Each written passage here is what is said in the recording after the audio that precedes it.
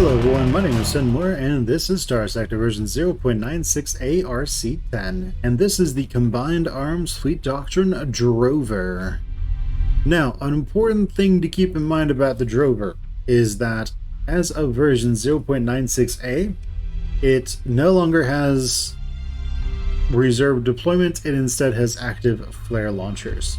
So keep that in mind. My understanding is that this also now functions more like a warship instead of a carrier, so it will definitely fly up towards enemies and try to kill them. So what do we have? We have a broadsword. This puts hard flux on enemy ships, and then we have a wasp. This kills enemy hangar units, so like enemy fighters. Now what we have on the Drover itself, we have 4 swarmer missile launchers. If you've been looking at the rest of the Combined Arms Fleet Doctrine ships, you know we are a real fan of these for some reason. It's almost like they're really, really good. just to show you why, real quick. A Reaper torpedo does 4,000 damage. Each one of these missiles hits for 100 damage, and it has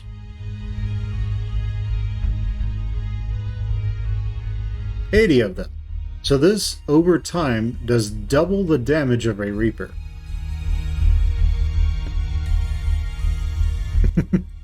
So, you know, pretty good.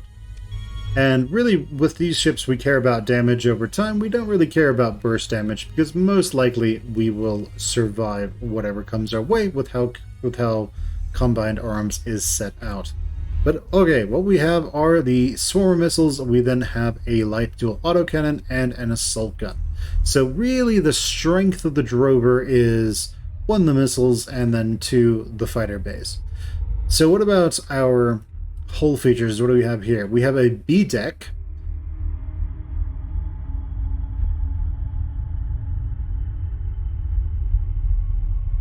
So what this means is that once per fight, whenever fighter replacement rate gets really low, it will swap over and basically give the Drover the ability to rush out more fighters very quickly, but only once per fight is it able to do that. We have expanded missile racks, hardened shields, and a missile autoloader. Why is that? Well, the expanded missile racks, these give us more missiles. The missile autoloader makes it so that when we run out of missiles, we get more missiles, and the ECCM package down here makes it so that our missiles are better. We have reinforced bulkheads because when this gets destroyed, and it most likely will at some point, we want to be able to get it back, because we don't want to be buying our ships over and over and then spending more story points on them. That's kind of a pain. That does also mean that we kind of need to win fights, so we can't just lose them and run away. So hopefully we are able to win lots of fights with our Combined Arms fleets.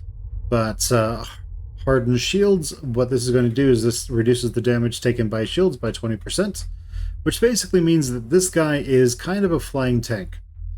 Mix that with, say, a Combined Arms Sunder or something like that is really able to go and kill the enemy very quickly, and, well, you have a lot of problems for the enemy fleets. Right, we have 18 capacitors and 9 vents. Here are the weapon groups as they are laid out.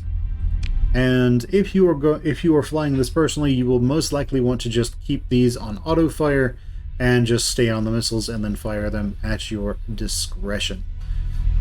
But alright, that is the Combined Arms Fleet Doctrine Drover. It is really dangerous when used with the rest of the Combined Arms Fleet Doctrine ships. You would typically have this mixed with a Combined Arms Sunder, a Combined Arms Gremlin or Afflictor, and then itself in that mix. You would have everything. You would have the Combined Arms, and then a Vanguard or a Monitor also. So you would have the Combined Arms Drover and Monitor or Vanguard escorting whatever warship you're using. That might be a Champion, that might be a Sunder, and basically that warship would then control the pace of the battle. But alright guys, that is what we've got so far. So let me know how this works out for you in your games.